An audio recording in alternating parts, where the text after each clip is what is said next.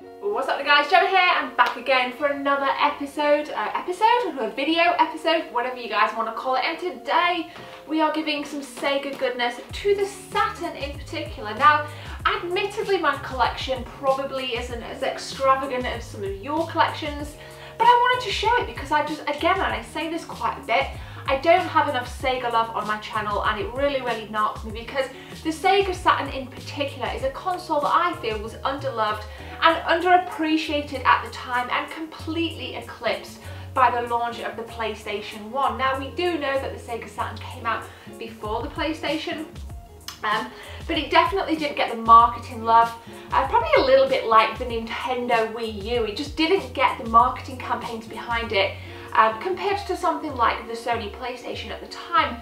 Let me know if you remember it and let me know which ones you had. Did you have a Saturn back in the day? Or did you have a PS1? Or did you have both? One of the things for me that I think as playing now, before we kind of dive into these games, just want to tell you guys something. Really used to kind of knock me changing the battery. Oh mate, changing the battery in the Sega Saturn so you could kind of keep the time and the date. It just really knocks me, and it still does now. Oh, we got a cat coming in. Yep, we got a Squeak. Come on, Squeak, come and say hi to people. Hi. Here he is. Yeah, it really is something that knocks me now, but as I've gotten a lot older, I've really enjoyed my Saturn experience over the PS1. Now, a lot of the games that I do have are on the PlayStation 1 as well. Some of them aren't, which is great because it gives me a chance to talk about exclusives. But let me know if you've got any recommendations for Saturn games to pick up.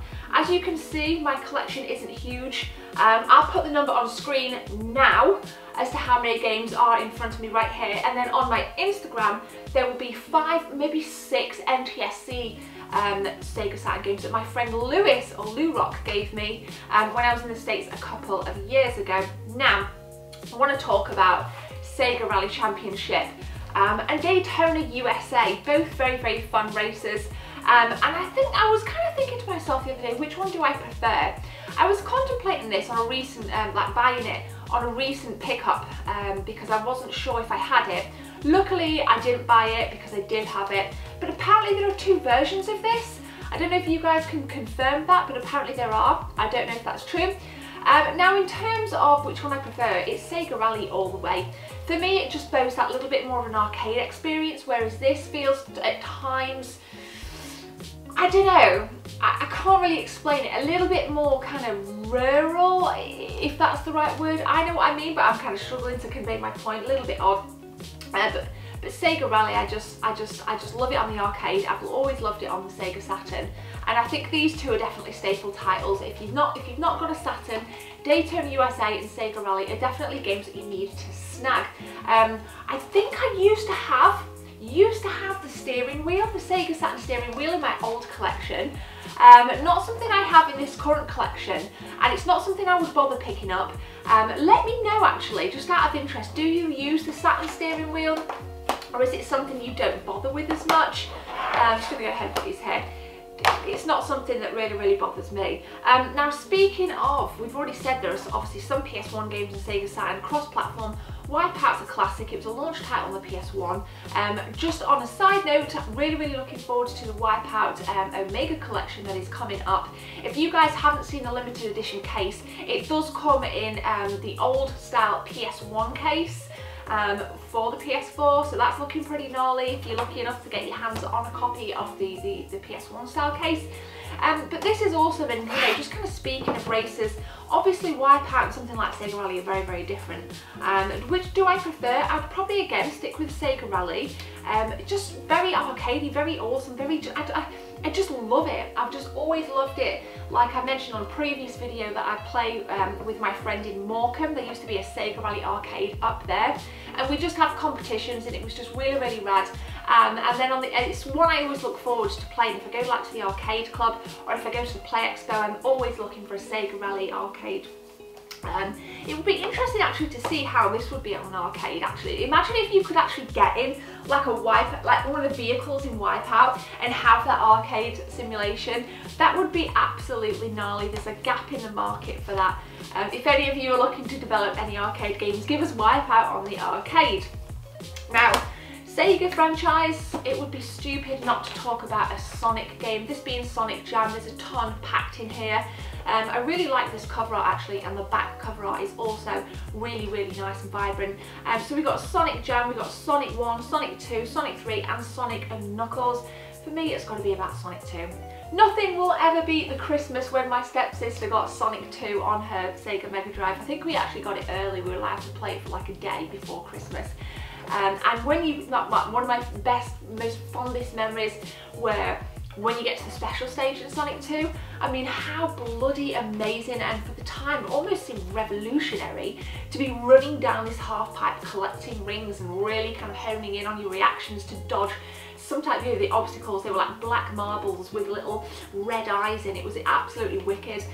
So I had a ton of fun on that, and it just again seems quite fitting to have a Sonic game, you know, on a Sega console. It's just, I didn't really know what else I can say. It's Sonic. I mean, hello, it's just an awesome franchise. Let me know if you don't like any Sonic games actually, just kind of giving it way too many props here and probably neglecting the fact that some of you won't be Sonic fans. So if you're not a Sonic fan, let me know in the comment section below. Right, just want to kind of talk about this game right here. It is Loaded. Loaded again is on the PS1, and it is a top-down, I guess a kind of shooter. It's really quite unique. And as a kid, I never played it on the Saturn because I wasn't devoted to PlayStation. But as an adult, I definitely prefer playing Loaded on the Saturn over the PS1. And I just does anybody else feel that way? So say for example you have a game and it's cross-platform between the Saturn and the PS1. Do you prefer it on a certain console, even though there won't be much different in gameplay mechanics as such? It's just a vibe you get, and it's really weird. I don't know if anybody can relate to that. Hopefully you can, but I definitely feel that with Loaded. So it's quite brutal, this game is, and the object of the game is to kind of, it's like I say, top down, and you go into different rooms and you have to collect key cards. And each character that you can choose has a different weapon, and there's, you know, just a different stature, and it's quite cool in that each character does have their kind of own personality and their own look and their own vibe, and it's friggin' awesome. Very tricky after about level 3, but again, some of you may not agree with me there, but it definitely is very tricky, and it's one that I do wanted to talk about because, like I say, I prefer it on the Saturn. It's just wicked. There is also Reloaded as well. I don't know if that got a Saturn release, but I have it on the PS1. Swinging over here, let's get one from here. Now, Ultimate Mortal Kombat 3. Let's just pull this out. This Saturn game, I think I picked this up. It was about 12 quid. I got this from a market stall in Chesterfield. Quite a good Saturn game to have. You don't come across it that often, and I think I got an absolute bargain. It's boxed complete for £12. Really nice. I think after Mortal Kombat 3 for me around the PS1 days, or 32-bit days rather, it went a little bit stale and went a little bit crazy. I've only recently started to appreciate Mortal Kombat again when it came out on the PlayStation 4. Nothing will ever beat the 16-bit days, but I think this Mortal Kombat 3 in the 32-bit days was quite awesome because of the blood and the guts and the gore. Going from like a 16-bit up to 32 was a huge jump, so it just amplified that realism with Mortal Kombat. So this is why I really like it, really like it, because it just, like I say, amplifies the reality of how brutal games can be at times. So obviously, I can't, you know, I'm not going to talk about all of these. You will see every single game that I own, and remember on Instagram there's the NTSC Sega Saturn games that I own, but I just want to talk about the cases. PAL cases, I mean, let's just take a look at this. This is absolutely shocking. The Mega Drive did so well to have the plastic cases versus the Super Nintendo crushable cardboard boxes, but then Sega seemed to take a step back and give us these compared to the plastic cases that you guys have in the NTSC regions in North America. So it's kind of cardboard outer with a plastic inlay. But with the Saturn games, they struggle to close securely. So more often than not, your games fall out, the manual falls out. And in cases like this with Cool Spot, which isn't a bad game, let me just add, I'll talk about it in a minute, but just check it out. I think I only paid £1 for this. I mean, it's really, really loose, it's really, really cramped, and the box is crushed to hell. So if you're a bit of a shelf snob and you really like your boxes looking crisp on your shelf, things like this don't do it any justice. So that is a bit of a downside to Sega Saturn Collecting if you're in PAL regions. Some of the boxes do hold shape pretty well, but it's few and far between. Watch this. If I try,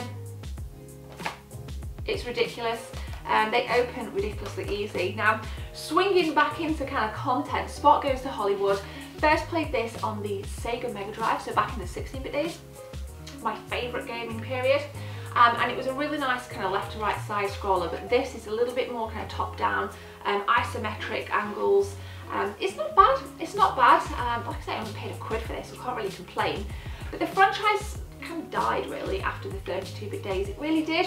And I don't know if any of you would like to see a reboot of Cool Spot or something to that effect. I definitely wouldn't. It's not something that really piques my interest. But nonetheless, this isn't a bad game. If you can pick this up cheap, go for it. But I would say anything over £10 on this is just not worth it. So be careful if you do come across this at any markets or expos. What else have we got? Fighters Megamix. Let's just have a little. Let's take this out here. If we get sort of a bit of a Jenga thing going on. Let's just push it to one side.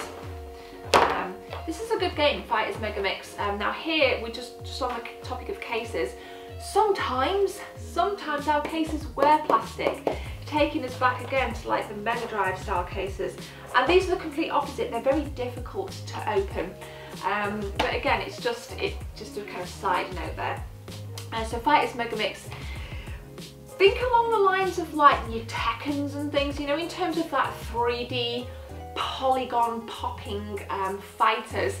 It's not brilliant, but it's not really bad. It's one of those games that, again, I think is a staple title on the Sega Saturn. I think what the Sega Saturn did quite well for me compared to the PlayStation is that it did, we had loads of cool fighters. Like here I've got Virtua Fighter 2, we've got Virtua Fighter, you know, these two here.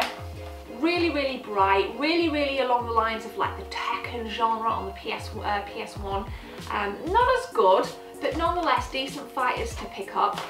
Oops, sorry, dropping games here. So let me know which you prefer. Like, have you played the Virtua Fighter games? I'm sure you have. There was also Virtua Fighter on the PS3, I think it was a launch title. Fighters Megamix, pretty gnarly. If you can get a copy pretty cheap, that's pretty cool. But definitely where it's at, again, in terms of staple titles, for those that aren't into the Sega Saturn Collection, if you're thinking about getting a Saturn, you need to get your Virtua Fighters on there as well, alongside your Sega Rallies. So definitely guys, keep a lookout for them. So I think I've waffled on enough. You've seen every game in my collection. Some of it's been on B-roll, and I quite enjoyed that. I'm going to do more stuff, like more videos around collections.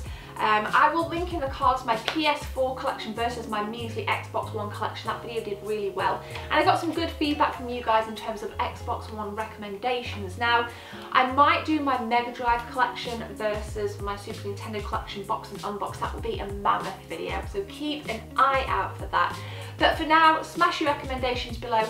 Again, I'm grinding my way towards 15,000 subscribers, so if you've not subscribed and you're watching this or you're new to the channel, hit subscribe and join in with the conversation below, and definitely check me out on these 3 social medias here. But for now, guys, I hope you have a beautiful day. My name's Gemma. Take care. Do you like my Pikachu slippers? Now you've got to just see the Pikachu slippers, they're awesome. See you soon.